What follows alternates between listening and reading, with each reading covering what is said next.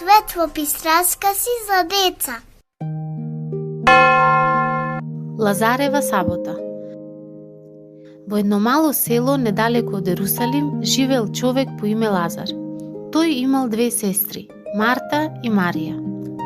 Тие биле добри, тивки и полни со љубов, а нивниот дом секогаш бил отворен за гости. Но имало нешто особено во нивниот дом. Таму често доаѓал Исус. Тој не бил само нивни учител, туку и пријател. Седеле заедно, разговарале и во нивниот дом владеела топлина и мир. Но еден ден радоста се претворила во грижа. Лазар се разболел и тоа не било обична болест. Марта и Марија се исплашиле, знаеле дека само Исус може да помогне. Затоа испратиле порака: Господи, оној што го сакаше болен. Времето поминувало, но пред да пристигне Исус, Лазар починал. Домот се исполнил со тишина, со солзи, со голема тага и болка. По неколку дена Исус тргнал кон селото. Кога стигнал, Марта излегла да го пречека.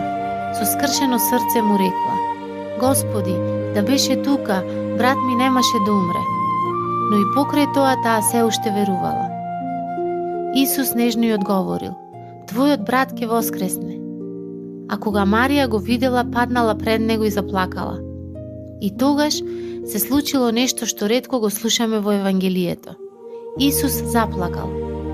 Не затоа што не знаел што ќе направи, туку затоа што ја чувствувал човечката болка, затоа што ги сакал.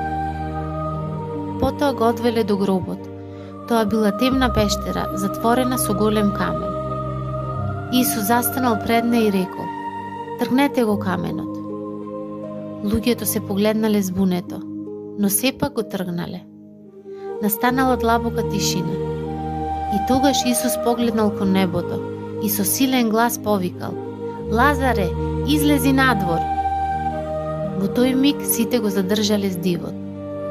Од темнината на гробот се појавило движење. И Лазар, оној што бил мртов, излегол надвор. Жив!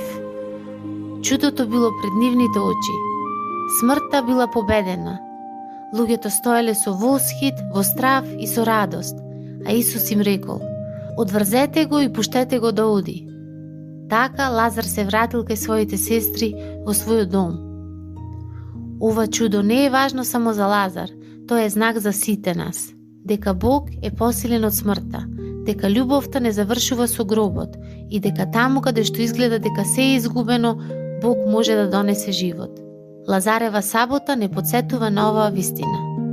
И секогаш кога ќе слушнеме Лазаре, излези надвор, да почувствуваме дека и ние сме повикани да излеземе од стравот, од темнината, од тагата и да чекориме кон светлината.